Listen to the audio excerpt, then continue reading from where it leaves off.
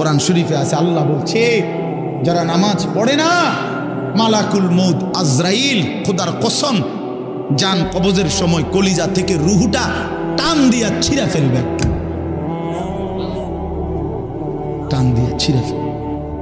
কাল্লা ইযা বালাগাতিত তারাকি, কণ্ঠনালীর কাছে চলে আসবে, তখন রুহুটা কণ্ঠনালীর থেকে আর বের হতে চাইবে না, গলায় যেমন আটকাইয়া যায়, আটকাইয়া যাবে রুহু বেঈমানের নাফরমানের।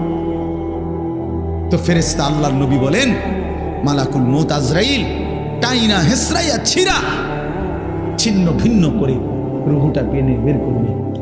কেন এমন করলো? এমন নির্মম মৃত্যু হলো কেন? এমন ভয়ানক মর্মান্তিক মৃত্যু কেন হলো? কোরআন শরীফ আল্লাহ সরাসরি বলছে ফালা সাদ্দাকা ওয়ালা সাল্লা, কারণ হলো সে আমি আল্লাহকে বিশ্বাস করে নাই, ওয়ালা সাল্লা এবং কি করে নাই, এবং কি করে নাই, সরাসরি